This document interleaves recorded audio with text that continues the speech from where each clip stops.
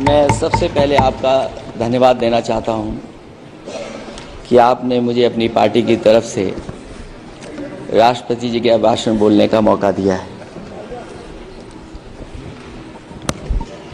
अध्यक्ष जी, सत्ता पक्ष और विपक्ष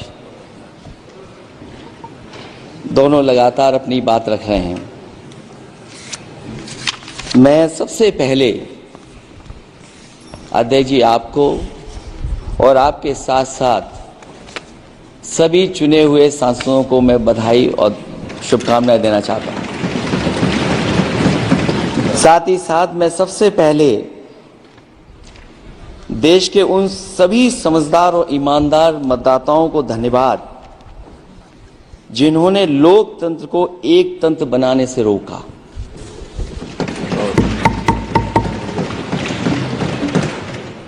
चुनाव के समय पर अध्यक्ष जी ऐसा कहा गया कि 400 पार।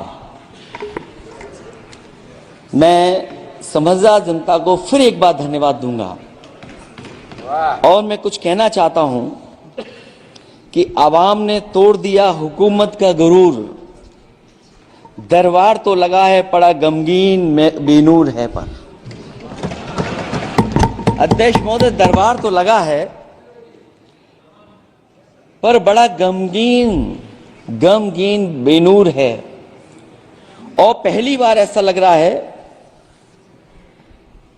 हारी हुई सरकार विराजमान है। जनता कह रही है चलने वाली नहीं सरकार। अध्यक्ष महोदय, जनता कह रही है चलने वाली नहीं, ये गिरने वाली सरकार है। और क्योंकि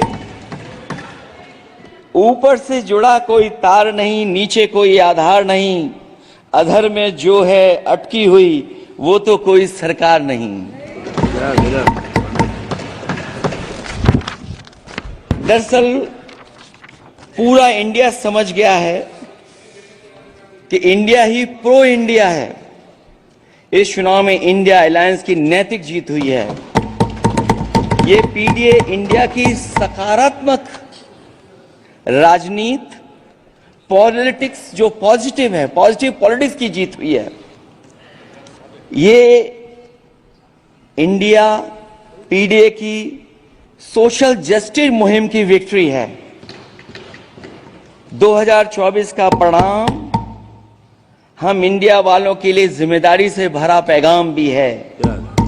और अगर हम यूं कहें अध्यक्ष महोदय कि 15 अगस्त 1947 अगर उपनिवेशिक राजनीति से आजादी का दिन था तो 4 जून 2024 देश के लिए सांप्रदायिक राजनीति से आजादी का दिन रहा।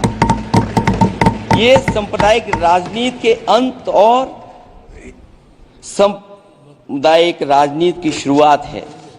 जहां सांप्रदायिक राजनीति का अंत हुआ है वहीं सामुदायिक राजनीति की शुरुआत हुई है।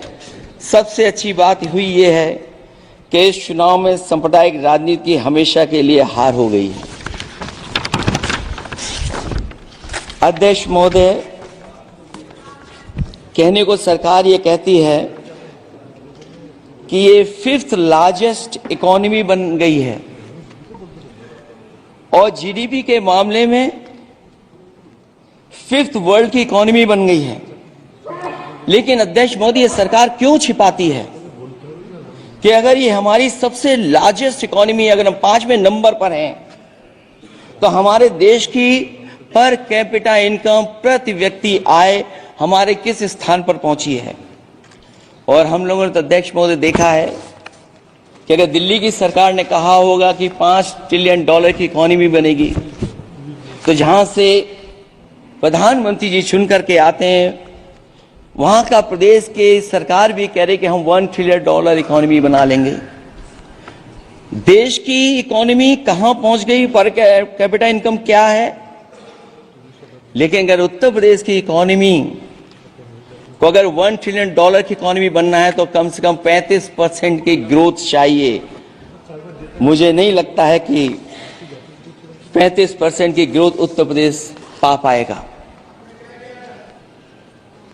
हम हंगर इंडेक्स में कहां खड़े हैं, नीचे से कहां हैं। जो 5th लार्जेस्ट इकोनॉमी की बात कर रहे हैं, वो इनइक्वालिटी के पैरामीटर पे कहां खड़े हैं, वो हैप्पीनेस इंडेक्स में कहां खड़े हैं। और जो लोग चुनाव को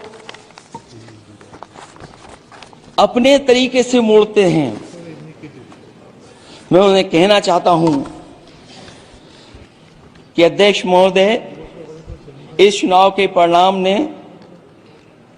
तोड़ने वाली राजनीति को तोड़ दिया है और जोड़ने वाली राजनीति की जीत हुई है।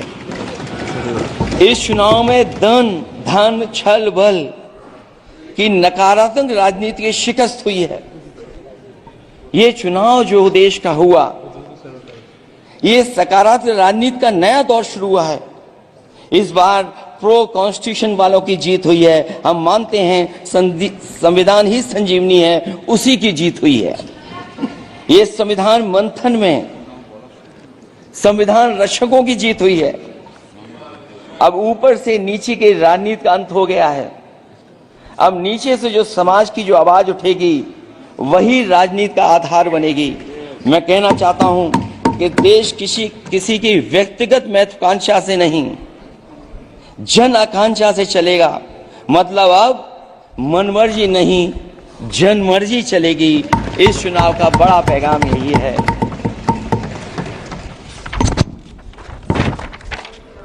अध्यक्ष महोदय, बहुत सी बातें हुई हैं। अगर उत्तर प्रदेश की बात न हो, क्योंकि अध्यक्ष महोदय सबसे बड़ा प्रदेश जहां है, उसने हर बार दूसरे दल को समर्थन देकर के सरकार बनाई। मैं उन्हीं लोगों से कहना चाहता हूं कि लोग क्यूटो की फोटो लेकर बनारस की गलियों से लेकर के गंगा जी तक ढूंढ रहे हैं। उनको लगता है कि जिस दिन मां गंगा साफ हो जाएंगी, शायद उस दिन कहीं क्यूटो उसकी गोद में कहीं मिल जाएगा। बनारसी लोग चाहते हैं कि कोई गंगा जी के भी तल में उतरकर उसका दर्द भी जाने। उत्तर प्रदेश की जनता का बस यही आग्रह है कि जिस गंगा जल को हाथ में लेकर सच कहने की कसम खाई जाती है, कम से कम उस गंगा जल से तो झूठ ना बोला जाए।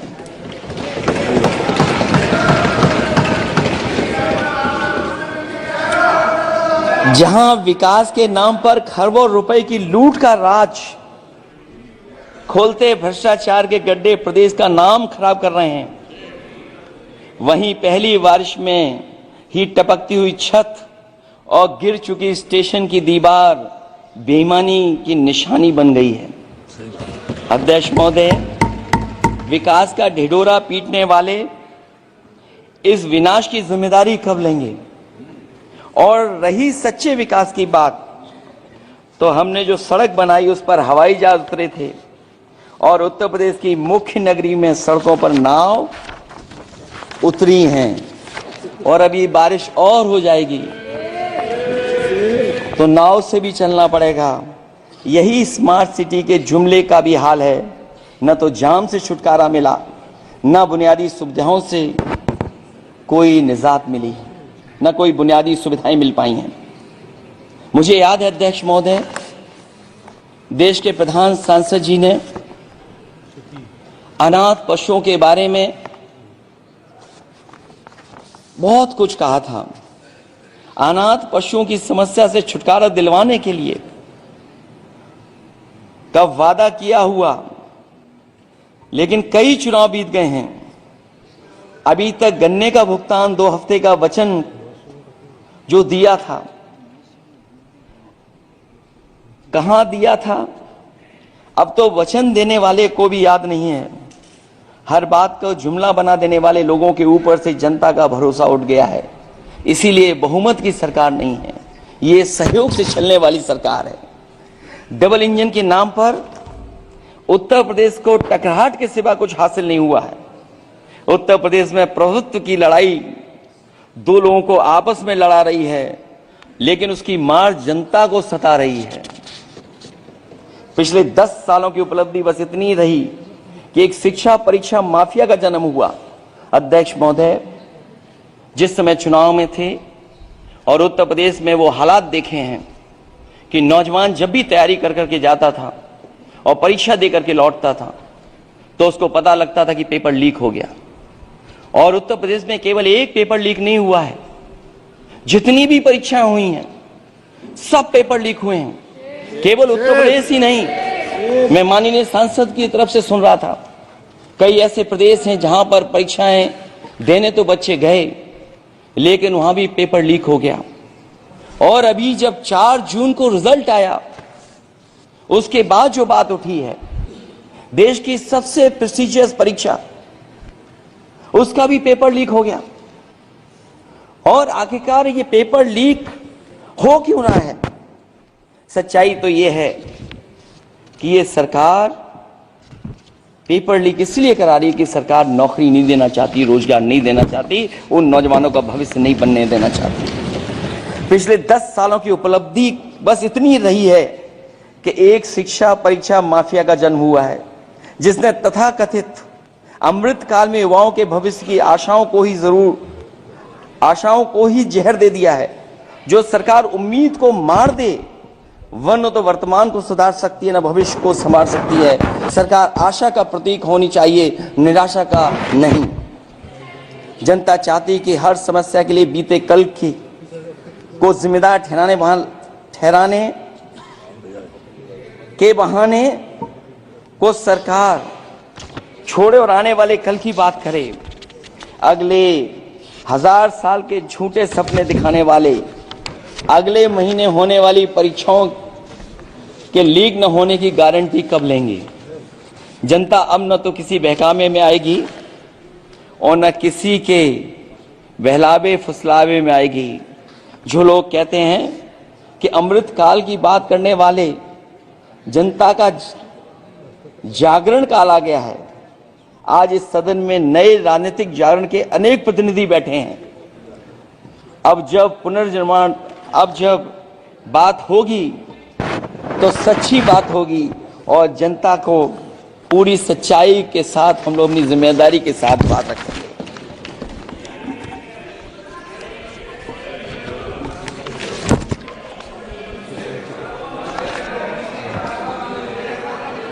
अध्यक्ष महोदय, एक जीत और हुई है, एक जीत और अध्यक्ष महोदय हुई है। मैं जानता हूं सत्ता पक्ष बैठे वाले लोग समझ गए होंगे। अयोध्या की जीत भारत के परिपक्व मतदाता की लोकतांत्रिक समझ की जीत है। और हम तो अध्यक्ष महोदय यही सुनते आए हैं, होए वही जो राम रची राखा, यह है उसका फैसला। अध्यक्ष महोदय, होई वही जो राम रची राखा, यह है उसका फैसला। जिसकी लाठी में नहीं होती आवाज, जो करते थे किसी को लाने का दावा, वो हैं खुद किसी के सहारे के लाचार।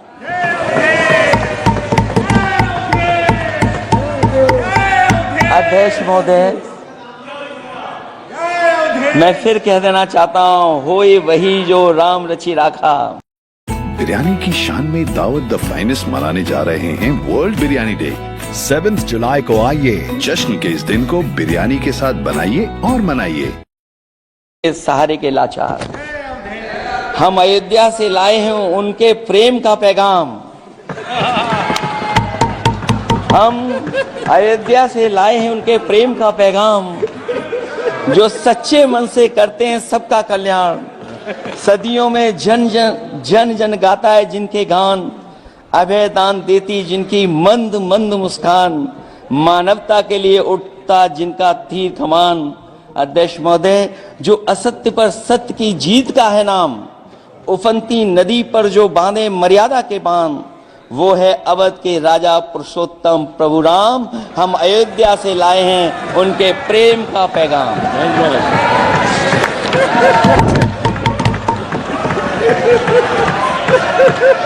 अध्यक्ष महोदय,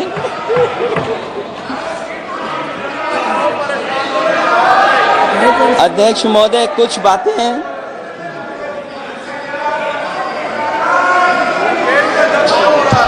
अध्यक्ष महोदय, कुछ बातें समय और काल से परे होती हैं,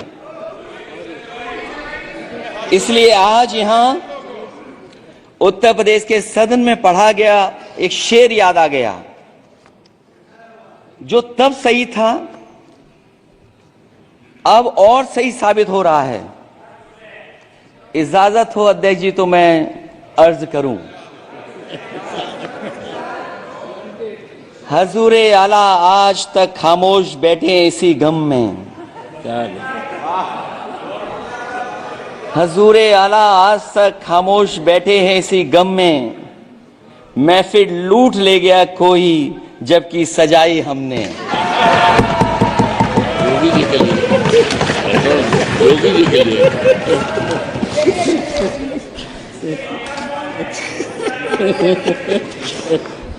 अध्यक्ष महोदय,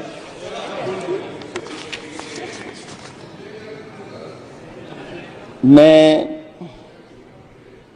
मॉडल ऑफ कंडक्ट जब चुनाव हुआ, लागू हुआ, उस समय मैंने देखा कि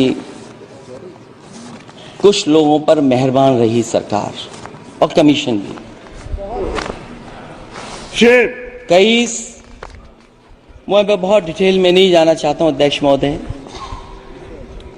लेकिन कहीं ना कहीं प्रश्न उस संस्था पे भी लगा है, और अगर उस संस्था पर प्रश्न लगा है तो लगाने वाली सरकार की वजह से लगा है। इसलिए अगर निष्पक्ष होगी वो संस्था तो न केवल हमारा लोकतंत्र स्वस्थ होगा, बल्कि हमारे लोकतंत्र और मजबूत दुनिया में दिखाई देगा। अध्यक्ष महोदय, ईवीएम पे मुझे कल भी भरोसा नहीं था, आज भी नहीं भरोसा। मैं 80 के 80 सीट जीत जाऊं तब भी नहीं भरोसा। और मैंने अपने चुनाव में कहा था अध्यक्ष महोदय कि ईवीएम से जीत करके ईवीएम हटाने का काम करेंगे। न ईवीएम का मुद्दा मरा है, न जाएगा खत्म। जब तक ईवीएम नहीं हटेगी हम समाजवादी लोग उस बात पर अड़ग रहेंगे। उत्तर प्रदेश अध्यक्ष महोदय वो प्रदेश है जिसने सरकार बीजेपी की बनवाई, एक बार नहीं 2 बार बनवाई, और उसी उत्तर प्रदेश के साथ कितना बड़ा भेदभाव, उत्तर प्रदेश के साथ बड़ा भेदभाव। मुझे याद है वो दिन जब प्रधानमंत्री जी एयरफोर्स के सबसे भारी वाहन हवाई जहाज से उतरे थे सड़क पर।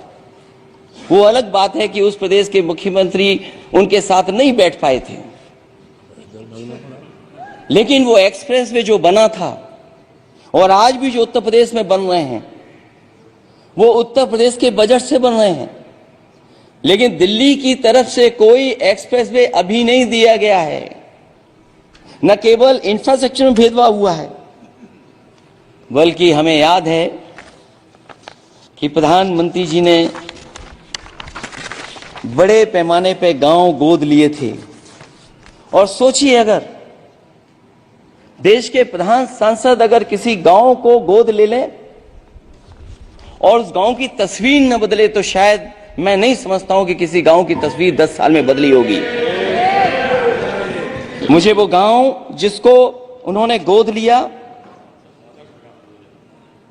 जो प्रधानमंत्री जी की आदर्श योजना थी उसके तहत जो गोद लिया गया था गांव, वो 5 वर्ष पहले खूब शोर हुआ था कि बनारस शहर की तरह डोमरी में चमचमाने लगेगा एक गांव। हकीकत में कुछ नहीं हुआ। उसकी दुर्दशा वैसी की वैसी है, जैसे था गांव वैसा ही का वैसा है। टूटी सड़कें, कच्ची पगडंडियां, उखड़े और टूटे हुए ईंट के खंजे, बदहाल हैंडपंप, पावरलूम और पंखे के जाली के कारखाने को आखिर कब तक रफ्तार मिलेगी जो उस गांव में काम होता था, लोग करते थे। खाली पड़े रसोई गैस के सिलेंडर, अंधाधुंध बिजली कटौती के बीच इस गांव के लोगों को हर सुबह मजदूरी की कभी ना खत्म होने वाली तलाश आखिर कब पूरी होगी। तो सोचिए, एक गांव की तस्वीर यह है, जो गांव कभी गोद लिया गया था उस गांव की भी तस्वीर नहीं सुधर पाई है। जो भाजपा के स्मार्ट सिटी के झूठे सपने में गांव के लिए कोई जगह नहीं है। अपने गांव गोद लेने की जो बात कही थी, क्या वो भी जुमला था अध्यक्ष जी? पता नहीं जिस गांव को गोद लिया था उसका नाम भी किसी को याद है कि नहीं। मैं नाम पूछ करके किसी को शर्मिंदा नहीं करूंगा, क्योंकि अगर नाम याद है तो ये तो और भी बुरी बात है कि अपने नाम याद रखने के बावजूद भी कुछ नहीं किया। जिसे गोद लिया जाता है उसे अनाथ बनाकर छोड़ देना अच्छी बात नहीं है। और अगर तस्वीर अध्यक्ष महोदय बदली हो 10 साल में उन तमाम गोद लिए हुए गांवों की, तो मैं सत्ता पक्ष के लोगों से कहूंगा जरूर इस सदन में बात रखें, जरूर बताएं आप। जो बात कभी अध्यक्ष महोदय कास्ट सेंसस की उठी थी, हम उस कास्ट सेंसस के पक्ष में हैं कि बिना कास्ट सेंसस के सामाजिक न्याय संभव नहीं है। सबको हक दिला पाना मुश्किल है। अध्यक्ष महोदय, राष्ट्रपति जी के अभिभाषण में अग्निवीर को लेकर के जो चिंता विपक्ष की थी और देश के नौजवानों की थी, वो चिंता वैसी की वैसी बनी है। अध्यक्ष महोदय, मैं ये कहना चाहता हूं, मैं खुद मिलिट्री स्कूल से पढ़ा हूं, मेरे साथ के बहुत बड़े पैमाने पे लोग फौज में, मैंने समय समय पे जो मेरे साथ पढ़े जो सीनियर थे उनसे भी जानकारी हासिल की है। बड़े बड़े अफसर से मैंने पूछा है, वो शायद आपको न बता पाए, लेकिन दबी जुबान में उन्होंने कहा है कि देश की सुरक्षा के साथ अग्निवीर जैसी व्यवस्था लागू करने से समझौता हो रहा है। अध्यक्ष महोदय, किसी भी देश की सबसे बड़ी प्राथमिकता अगर कोई है तो वो देश की सीमाओं की सुरक्षा है। अग्निवीर जैसी व्यवस्था से कभी संभव नहीं है। अध्यक्ष महोदय, हम अग्निवीर व्यवस्था को कभी स्वीकार नहीं कर सकते हैं। आज नहीं कल, कल नहीं बाद में, जब कभी भी सत्ता में इंडिया गठबंधन आएगा, अग्निवीर व्यवस्था हमेशा हमेशा के लिए खत्म हो जाएगी। अध्यक्ष महोदय, जिन्होंने कहा कि हम आय किसानों की दोगुनी कर देंगे, आज किसान पूरा देश का देख रहा है कि उसकी आय कहां दोगुनी हो गई। और जिस तरह महंगाई बढ़ी है, सरकार बताए कि महंगाई इस बढ़ने पे उसकी आय कितनी होनी चाहिए। और जो इंफ्रास्ट्रक्चर की बड़ी बड़ी बातें की गई थी कि एमएसपी लागू करने के लिए एग्रीकल्चर सेक्टर का इंफ्रास्ट्रक्चर तैयार होगा, लेकिन जहां तक मैंने उत्तर प्रदेश में देखा है, अगर इस सरकार में एक भी नई मंडी बनी हो तो मुझे सरकार बता दे। अध्यक्ष महोदय, जो इंफ्रास्ट्रक्चर एग्रीकल्चर सेक्टर में बनाने की बड़ी बात कही थी, अगर सरकार की तरफ से एक भी मंडी 10 साल में बनी हो तो जरूर सरकार बताए। जो सरकार मंडी नहीं बना सकती है उस पर एमएसपी का भरोसा कैसे कर सकते हैं? जिन्होंने एमएसपी का भरोसा दिलाया था। हम अध्यक्ष महोदय आपके माध्यम से यही कहेंगे कि जो राष्ट्रपति के अभिभाषण में लीगल गारंटी एमएसपी को मिलनी चाहिए थी, वो क्रॉप्स को नहीं मिली है। न केवल फसलों को मिले बल्कि हॉर्टिकल्चर क्रॉप्स को भी एमएसपी देने का फैसला हो, जिससे कि हमारा किसान खुशहाल हो सके। साथ ही साथ ओपीएस की बात अभिभाषण में नहीं आई है। ओल्ड पेंशन स्कीम लागू हो, जिससे हमारे तमाम सरकारी कर्मचारियों का भविष्य बन सके। और देश की एक बड़ी आबादी, जहां से मैं चुन करके आता हूं, उत्तर प्रदेश, जहां बुनकर, न केवल उत्तर प्रदेश बल्कि देश के कोने कोने में बुनकर समाज के लोग बड़े पैमाने पर रह रहे हैं, लेकिन बुनकरों को जो सुविधाएं मिलनी चाहिए वो भी इस सरकार में नहीं मिल पा रही हैं। जो प्रदेश सरकारों ने कभी बुनकरों के लिए योजनाएं चलाई थी वो भी अध्यक्ष महोदय बंद करनी है। मैं अंत में इतना ही कहना चाहूंगा कि इस सरकार ने नौजवानों को नौकरी नहीं दी है। नौकरी और रोजगार उनसे छीने हैं, बहुत नौकरी छीनी है। इसलिए मैं कहना चाहता हूं अध्यक्ष जी, इसलिए मैं कहूंगा कि आपके राज में न नौकरी की उम्मीद है न रोजगार, क्योंकि आपने छोटे कारोबारी तक को इतना छोटा बना दिया है कि न तो वो अपना पेट भर सकता है न किसी को नौकरी पर रख सकता है। जो कुछ पद निकलते भी हैं तो उन पर लेटरल एंट्री के नाम से पिछले दरवाजे से कुछ खास संगी साथियों को रख लिया जाता है। आरक्षण का हक नॉट फाउंड सुटेबल के नाम पर हड़पा जा रहा है। और अध्यक्ष महोदय, आरक्षण के साथ इतनी खिलवाड़ किसी सरकार ने नहीं की होगी जितनी खिलवाड़ इस सरकार ने की है। जहां